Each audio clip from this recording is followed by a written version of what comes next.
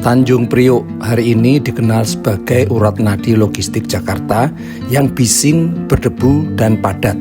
Namun, tepat di jantung kesibukan industri ini, berdiri sebuah bangunan perkeretaapian yang anggun melintasi zaman. 1 abad lalu, stasiun ini adalah gerbang kemewahan pertama yang menyambut para pelancong dunia saat menginjakkan kaki di tanah Batavia. Berdiri anggun tepat di gerbang samudera, kompleks bangunan ini tampak seperti kapal induk beton yang kokoh di tengah landscape pesisir yang masih sepi. Namun waktu mengubah segalanya. Hari ini ia terkepung oleh lautan pemukiman padat urban dan kepulan asap industri. Berdiri kontras sebagai sebuah oasis arsitektur yang simetris di tengah kepadatan pemukiman dan fasilitas pendukungnya. Gedung putih yang megah ini menolak tunduk pada gilasan zaman, berusaha bertahan menjaga sisa-sisa kemegahan masa lalu di tengah denyut nadi kota yang kian sibuk dan sesak. Bagaimana sebuah mahakarya masa lalu bernafas di tengah himpitan modernitas? Mari kita bedah.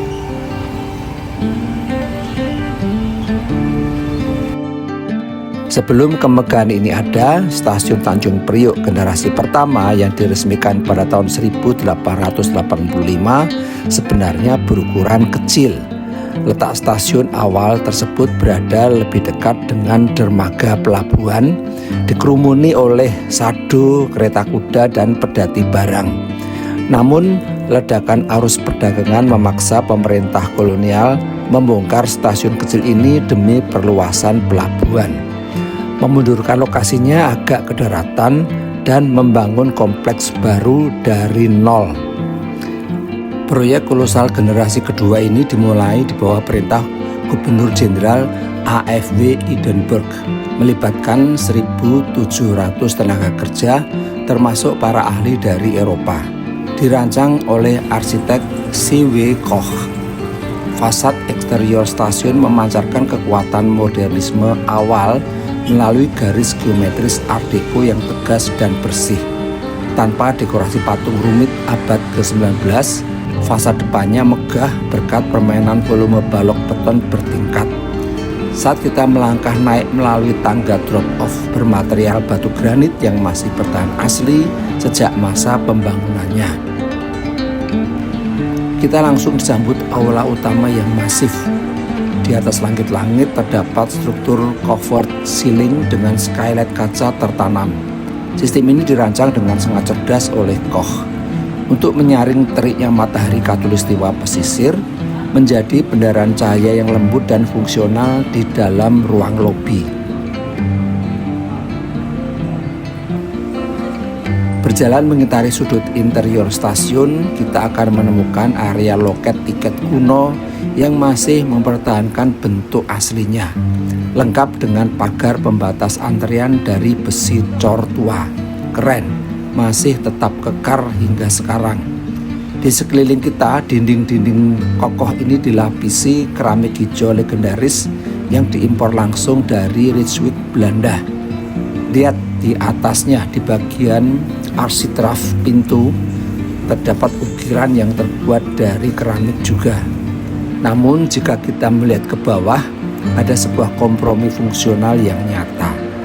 Lantai tegel asli stasiun ini sebenarnya telah hilang seluruhnya, digantikan oleh homogeneous style putih modern hasil revitalisasi era 2000-an. Inilah salah satu potret dilema perawatan bangunan cagar budaya di Indonesia. Kemegahan stasiun ini pun sempat berubah menjadi mimpi buruk saat Perang Dunia Kedua pecah. Di era kependudukan militer Jepang, fungsi komuter mewah stasiun ini pada zaman itu runtuh. Bangunan indah ini dipaksa menjadi saksi bisu tragedi kemanusiaan, di mana seluruh fasilitasnya dialihkan untuk mendukung logistik perang dan menjadi titik keberangkatan utama untuk mengirimkan para tenaga kerja paksa Romusa keluar Pulau Jawa. Setelah perang usai, nasibnya kian meredup hingga puncaknya pada awal Januari tahun 2000, stasiun ini resmi dinonaktifkan dan sempat menjadi ruang mati yang terbengkelai didera kerusakan parah. Nafas baru akhirnya berembus pada tahun 2009 ketika stasiun ini direnovasi total oleh PT Kereta Api Indonesia dan diresmikan kembali oleh Presiden Susilo Bambang Yudhoyono. Melangkah keluar ke area peron, kita akan langsung disambut oleh kemegahan struktur atap lengkung baja raksasa atau overspanning yang kerap disebut-sebut sebagai kembaran Amsterdam Central di Belanda.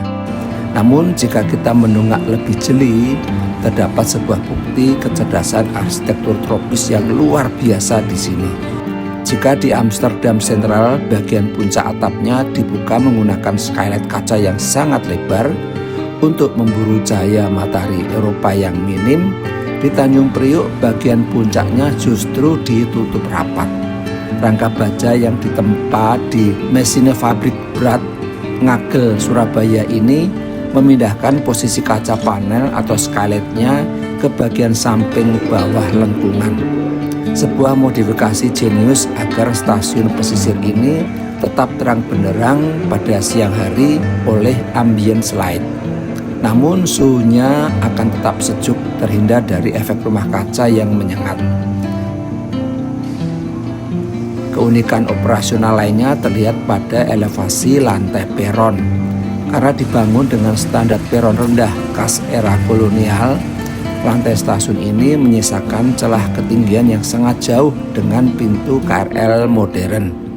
Disinilah deretan trap tangga darurat konstruksi besi portable hadir di sepanjang bibir peron. Sebuah solusi taktis yang menjembatani warisan masa lalu dengan kebutuhan fungsional komuter urban masa kini. Semua ini dikunci dengan indah oleh dinding kaca grid raksasa di ujung lengkungan peron, menyaring pendaran cahaya matahari menjadi atmosfer melankolis dan magis. Perjalanan ruang dan waktu ini berakhir secara absolut di Spur Baduk, benteng penahan ujung rel dengan monumen roda emas kuno yang menegaskan stasiun Tanjung Priok adalah sebagai stasiun terminus. Namun bagi para konten kreator dan pencinta visual, stasiun ini juga menyisakan dilema tersendiri. Tahukah kalian bahwa stasiun Tanjung Priok tidak boleh dipotret atau mengambil video dengan kamera profesional? Ketiadaan rambu larangan tertulis dilarang memotret yang berbenturan dengan ketatnya pengawasan penggunaan kamera profesional di lapangan seringkali memicu kekecewaan, memunculkan tanda tanya tentang batas pemanfaatan ruang publik bersejarah untuk apresiasi seni. Di tengah pergeseran arah pembangunan Jakarta menuju kota global berskala internasional yang condong ke arah selatan, kawasan utara seringkali dianaktirikan bak pintu belakang pelayanan logistik yang dibiarkan berdebu. Padahal penataan ruang kota yang matang harus bersifat menyeluruh. Pembangunan jalan layang tol khusus pelabuhan yang sedang berjalan membuktikan bahwa utara adalah jangkar ekonomi makro yang tak kalah penting. Takdir stasiun Tanjung Priok ke depan bukanlah menjadi museum mati dengan peningkatan frekuensi layan KRL komuter lain hingga 54 perjalanan sehari, di mana semula 40 perjalanan sehari, dan hadirnya stasiun JIS sebagai magnet baru. Stasiun ini terbukti terus menggeliat.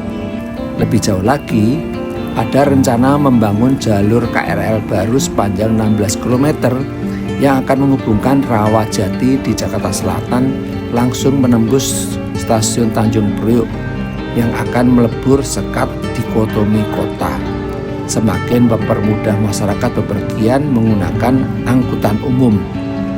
Di bawah naungan atap baja 1 abad lalu, stasiun Tanjung Priok tetap akan melangkah pasti menuju masa depan.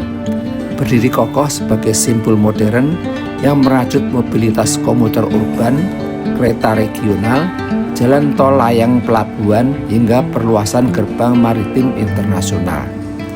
Karena kota global yang hebat tidak pernah meninggalkan sejarahnya di belakang, melainkan membawanya berjalan bersama menuju ke masa depan. Saya Wibi Kembara, sampai jumpa di IC Arsitektur dan Penataan Ruang Kota berikutnya.